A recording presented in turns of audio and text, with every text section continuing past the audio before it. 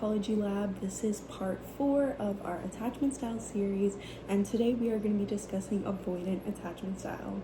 If you're interested in learning about avoidant attachment style, stay tuned for the rest of the video. So to start off, I'm going to be talking a little bit about what an avoidant attachment style is. Well, an avoidant attachment style is usually characterized by someone who has difficulty trusting others, is sometimes uncomfortable with intimacy or emotional closeness, and someone who is going to be super independent. Someone with an anxious attachment style may have a hard time building long-lasting and healthy relationships with others.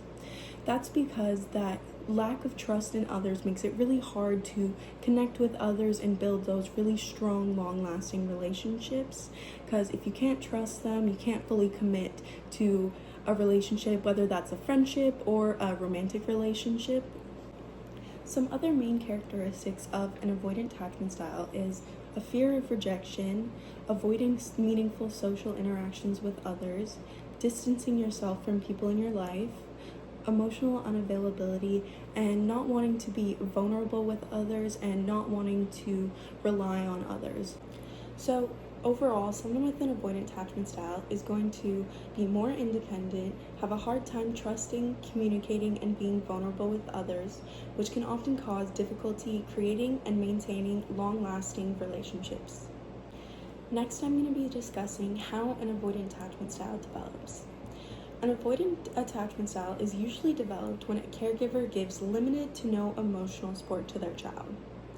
This often leads the child to believe that they only have themselves to rely on for comfort, emotional support, and getting their needs met. This means that they don't believe that they can rely on any caregivers or other people in their life to provide those things for them. Being physically present doesn't mean that a caregiver is always in tune with the child's emotional needs. This can look like trying to hide or not display emotions in front of the child, as well as becoming more distant when a child is reaching out for comfort or reassurance.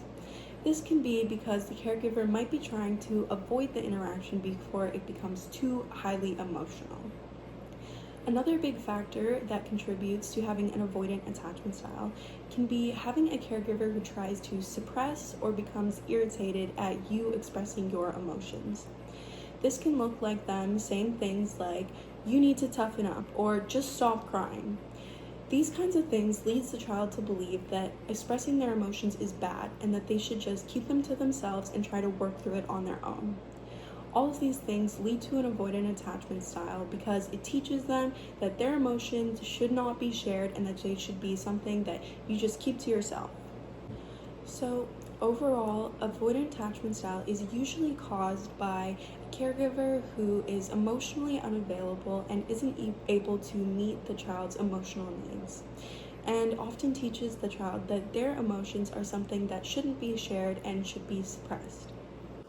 So now I'm going to be discussing how having an avoidant attachment style can impact your life. Having an avoidant attachment style impacts a lot of different aspects of your life, but some of the main ones are going to be your career, your relationships, and your social life. Having an avoidant attachment style can impact your social life because not being able to express your emotions often impacts your friendships. When you have a conflict with someone, you need to be able to discuss those feelings and express why you feel the way you do, how their actions hurt you, and how you can improve. Without being able to express your emotions comfortably, you can't do these things, so your friendships are going to be impacted. Your friends may also feel like you don't value their friendship as much as you do. Them being able to share their emotions and their experiences and talk about them with you is a big part of friendship. And if they feel like you can't reciprocate that, they may feel like you don't value them as a friend as much as they value you. Being able to discuss things and talk about them is a huge part of friendship, and not being able to do that can negatively impact your friendships. Someone with an avoidant attachment style may also avoid large social interactions or interactions with new people. This can impact your social life because not experiencing these interactions can prevent you from building new connections. Someone with an avoidant attachment style is also going to be hyper-independent, have a difficulty trusting others, as well as having a hard time identifying and regulating their own emotions. This can lead to higher stress and anxiety. So now I'm going to be talking a little bit more about how having an avoidant attachment style can impact your relationships. Well, having an avoidant attachment style can negatively impact your relationships because someone with an avoidant attachment style is often going to distance themselves and withdraw during an argument instead of trying to solve things and work through them with their partner.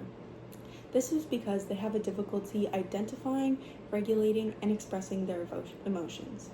Without being able to express emotions and express what you need during a conflict, you can never work through it.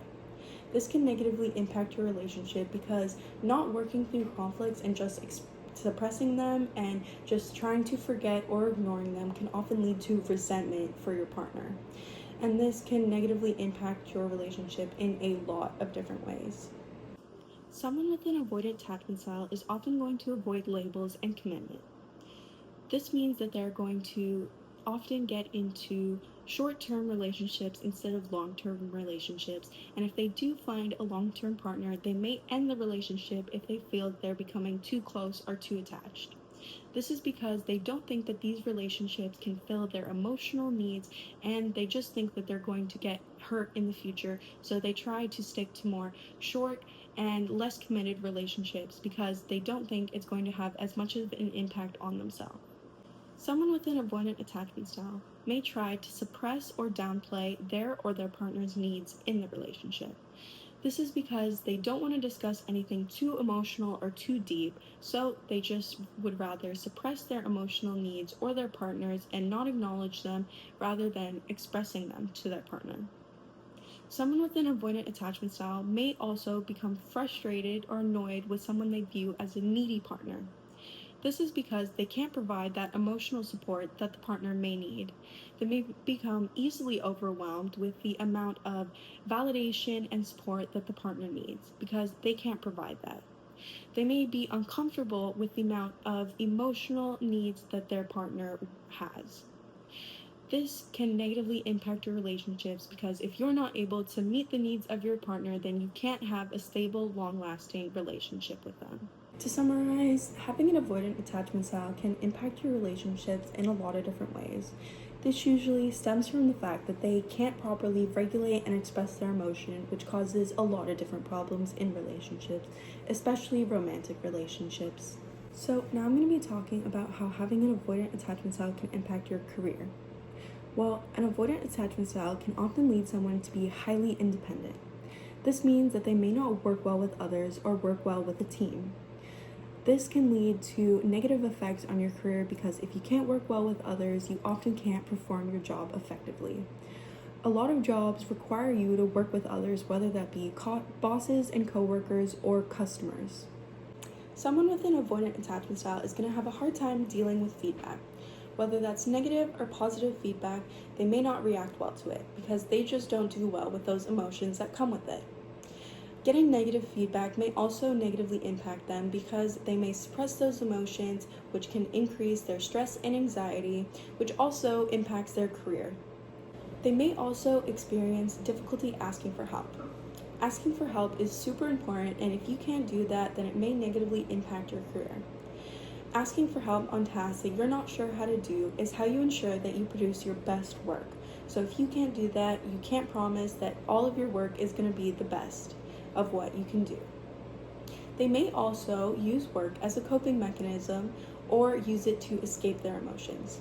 People with an avoidant attachment style are also often workaholics because they would rather constantly work and use all of their time and energy on work than using it to reflect on themselves and their emotions. They often would rather ignore their emotions instead of trying to understand them and trying to work through them. So work is a good option for distracting yourself.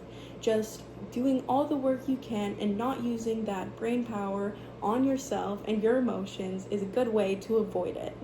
So to end off this episode, I'm going to be doing a quick recap of what we talked about. So we started off with what an avoidant attachment style was, how it affects your life, how it affects your relationship, and how it affects your career.